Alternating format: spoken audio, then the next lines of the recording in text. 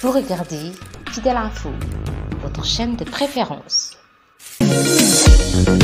Bonjour chers téléspectateurs, bienvenue dans votre info de la semaine. Nous débutons avec cette drame qui s'est produite dans la ville sainte de Tivaouane. Un incendie d'une rare violence est déclaré ce mercredi 25 mai à l'hôpital Mame Abdou Aziz Sy. Ainsi, 11 nouveau-nés ont rendu l'âme suite à cette situation.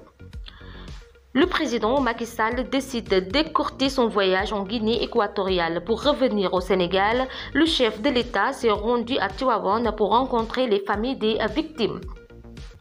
Abdoulaye Diouf Sarr n'est plus le ministre de la Santé et de l'Action sociale. Il a été remplacé par Marie-Khemesse Ngom Ndiaye.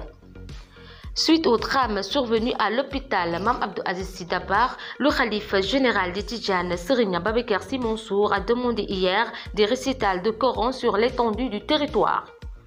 Week-end tragique dans la capitale sénégalaise, 3 personnes tuées de sang-froid entre Pikine, Ouakam et Diamaguène Sicap Mbao. En effet, après les meurtres de Kiné vendredi soir, Pavillon samedi, un jeune homme du nom de Khaban Dian a succombé après avoir été gravement blessé par le frère jumeau du lutteur Mama Lamine dans la soirée de samedi.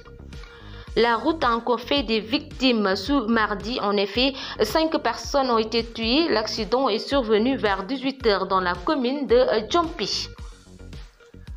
Le comédien Abdoulaye Ndiaye a rendu l'âme ce mardi suite à une longue maladie. Nous présentons nos condoléances à la famille éplorée.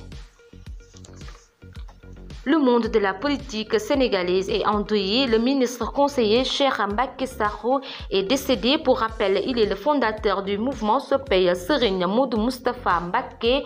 Toutes nos condoléances à la famille éplorée. Après la demande introduite au Conseil constitutionnel, l'instance a décidé de la rejeter car Gëm Sa Bopp n'a pas atteint le nombre minimum de parrains demandés. Le journaliste Adama Gaye a quitté la coalition Yewwi Askan Wi. L'information a été publiée au niveau de sa page Facebook. Le Conseil constitutionnel rend son verdict et valide la liste de Benno Bokk Yakaar. Le gaz situé entre le Sénégal et la Mauritanie va produire 2,5 millions de tonnes par an de GNL. L'annonce est faite par le président Macky Sall en marge de la visite en Afrique du chancelier allemand. Le gouvernement a fiscalisé à près de 50% les nouvelles augmentations des salaires des enseignants, mais plusieurs d'entre eux disent de ne pas recevoir les montants promis par l'État du Sénégal. À Touba, les éléments du Daïra Moukhaddamatoul Khidma viennent encore déconduire la dépouille d'un présumé homosexuel hors de la ville sainte. Pour rappel, le Daïra dispose d'un réseau de renseignement dans plusieurs localités du pays. Actualité sportive, nous commençons avec la disparition du lutteur Akon. Il est décédé ce mardi suite à un malaise à l'entraînement. L'attaquant Kylian Mbappé a choisi de rester au Paris Saint-Germain. En Angleterre, Manchester City a remporté le championnat et suivi de Liverpool. Chelsea termine en 3e.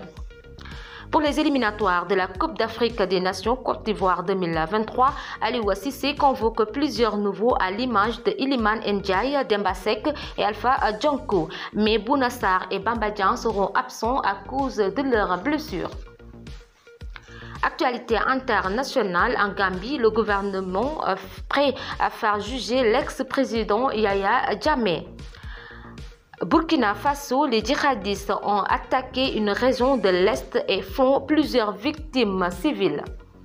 Le président tunisien officialise la date du 25 juillet pour son référendum. Terminons en France, les Français de l'étranger peuvent maintenant voter par Internet dans le cadre des élections législatives. C'était tout pour aujourd'hui. Nous vous donnons rendez-vous, Inch'Allah, la semaine prochaine. D'ici là, portez-vous bien et restez avec nos programmes sur Fidèle Info. Fidèle Info, c'est une chaîne bien tamu.